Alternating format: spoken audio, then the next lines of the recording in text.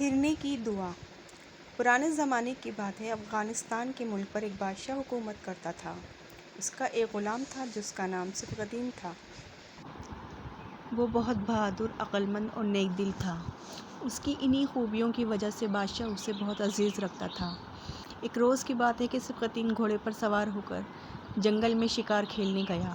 وہ بڑا اچھا شکاری تھا، مگر اس روز ایسا اتفاق ہوا کہ شام تک جنگل میں مارا پھرنے کے بعد بھی کوئی شکار اس کے ہاتھ نہ آیا۔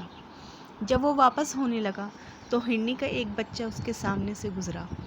اس نے جھٹ گھوڑے سے اتر کر اسے پکڑ لیا، پھر اس کو گھوڑے کی کاٹھی کے ساتھ باندھ کر اپنے آگے رکھ لیا اور واپس شہر کی طرف چل پڑا۔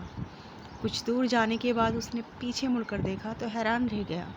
ہرنی اس کے پیچھے پیچھے آ رہی تھی اور یوں لگتا تھا جیسے اس کی آنکھوں سے آنسو بہہ رہے ہیں۔ ہرنی کا بچہ بھی تڑپ رہا تھا۔ صفی الدین کو یہ دیکھ کر ہرنی اور اس کے بچے پر بڑا ترس آیا۔ وہ فوراً گھوڑے سے اترا اور ہرنی کے بچے کو چھوڑ دیا۔ بچہ آزاد ہوتے ہی اپنی ماں کے پاس چلا گیا۔ ہرنی نے بچے کو دودھ پلایا اور پھر اسے لے کر جنگل کی طرف چلی گئی۔ وہ بار بار مڑ کر صفی الدین کی طرف دیکھتی تھی جیسے اس کا شکریہ ادا کر رہی ہو۔ اس رات صفی الدین نے خواب میں دیکھا کہ ایک نورانی صورت والے بزرگ اس سے کہہ رہے ہیں، اے صفی الدین، تم نے ایک بے زبان جانور پر رحم کھایا ہے۔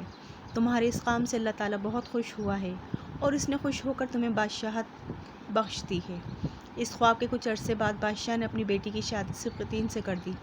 بادشاہ کے ہاں سوائے بیٹی کے کوئی اور اولاد نہ تھی، اس لیے اس کے مرنے کے بعد صفی الدین افغانستان کا بادشاہ بن گیا۔ اس طرح ہرنی پر رحم کھانے کی وجہ سے ایک معمولی غلام کو ایک ملک کی بادشاہت مل گئی۔